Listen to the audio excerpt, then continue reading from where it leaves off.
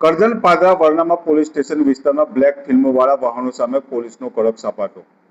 Karjan DYSP તાબા હેઠળના કરજણ, પાદરા, વલણ, વડુ અને વરનામા પોલીસ મથક વિસ્તારમાં બ્લેક ફિલ્મ લગાવેલા વાહનો સામે વિશેષ ચેકિંગ ડ્રાઈવ હાથ ધરવામાં આવી છે. છેલ્લા 3 દિવસથી ચાલી રહેલા અભિયાન દરમિયાન પોલીસ દ્વારા વિવિધ વિસ્તારોમાં સઘન વાહન ચેકિંગ કરવામાં આવી રહ્યું છે.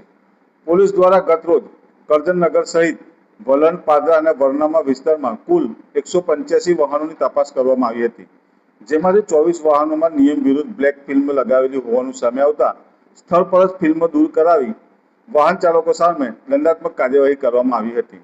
આ તબક્કે ડીવાયએસપી પીએન પટેલે જણાવ્યું હતું કે 5 જૂનથી 10 જૂન સુધી આ વિશેષ અભિયાન ચાલુ રહેશે, જેમાં ટ્રાફિક નિયમોનું ઉલ્લંઘન કરતા વાહન ચાલકો સામે કડક કાર્યવાહી કરવામાં આવશે.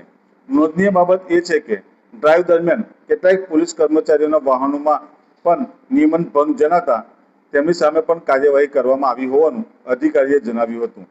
પોલીસ દ્વારા આગામી દિવસોમાં પણ વિવિધ પ્રકારની ટ્રાફિક અને કાયદો વ્યવસ્થાને લગતી વિશેષ ડ્રાઈવ યોજવામાં આવશે, જેથી માર્ગ સલામતી અને નિયમોના પાલનને વધુ મજબૂત બનાવી શકાય. ડિવિઝનમાં વડોદરા ગ્રામ્ય જિલ્લામાં કુલ 5 પોલીસ સ્ટેશનો આવેલા છે: કરજણ, વરનામા, વડુ, પાદરા અને વલણ.